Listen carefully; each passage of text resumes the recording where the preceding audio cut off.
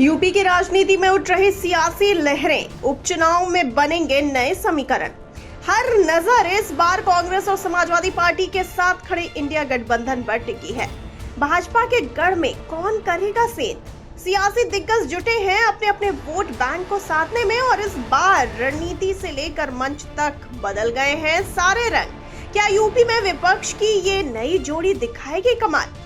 आपको बता दें कि उत्तर प्रदेश की 9 विधानसभा सीटों के उपचुनाव का शोर पूरे प्रदेश में गूंज रहा है। सियासी दलों ने अपनी पूरी ताकत झोंक दी है। हर पार्टी के बड़े नेता हर रोज किसी न किसी इलाके में प्रचार करने पहुंच रहे हैं। इन रैलियों में जनता को लुभाने के लिए नए नए वादों का सिलसिला भी जारी है। सबसे बड़ी नजरें इस बार कांग्रेस और समाजवादी पार्टी के गठबंधन पर टिकी है।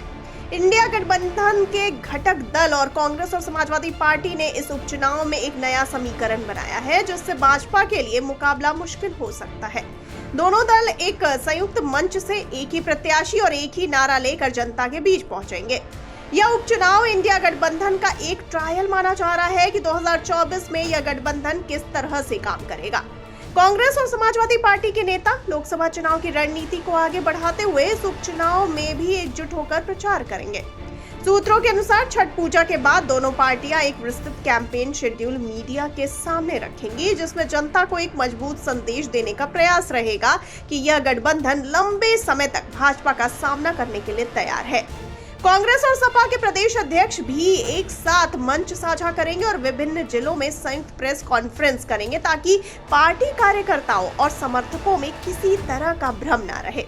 इस बार कांग्रेस ने अपने जिलाध्यक्षों को भी सपा के जिलाध्यक्षों के साथ एक ही गाड़ी में यात्रा करने का निर्देश दिया है, ताकि क्षेत्रीय स्तर पर भी दोनों दलों का संयुक्त शक्ति प्रदर्शन दिखे।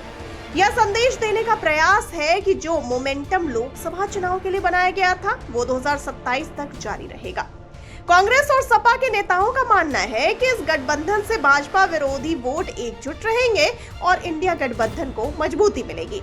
हालांकि इस चुनावी एकजुटता के पहले दोनों दलों के बीच टिकट बंटवारे को लेकर तनातनी भी हुई थी। कांग्रेस ने कुछ सीटों पर चुनाव लड़ने की इच्छा जताई थी, लेकिन सपा से बातचीत में सहमति न बन पाने के कारण कांग्रेस ने आखिरकार उपचुनाव में सीट न मांगने का फैसला किया। इस फैसले पर कई कांग्रेस नेताओं में नाराजगी भी दिखी, लेकिन पार्टी नेतृत्व ने सपा के साथ मिलकर ये कदम उठाया ताकि गठबंधन में कोई दरार न आए और सियासी संदेश जनता के बीच एकरूपता के साथ जाए। आपको बता दें कि यूपी में होने वाले इस उपचुनाव का शेड्यूल भी बदल गया है और इन सीटों पर जीत हासिल करना हर दल के लिए प्रतिष्ठा का सवाल है, लेकिन खास तौर से इंडिया गठबंधन के लिए जो 2024 में भाजपा के खिलाफ मजबूत विकल्प बनना चाहता है।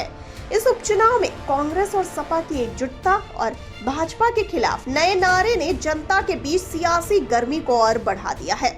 सियासी पंडित मान रहे हैं कि अगर इस बार इंडिया गठबंधन अपने संयुक्त प्रचार और एकजुटता से जनता का भरोसा जीतने में कामयाब होता है तो यह भविष्य में भी एक नए समीकरण को जन्म देगा।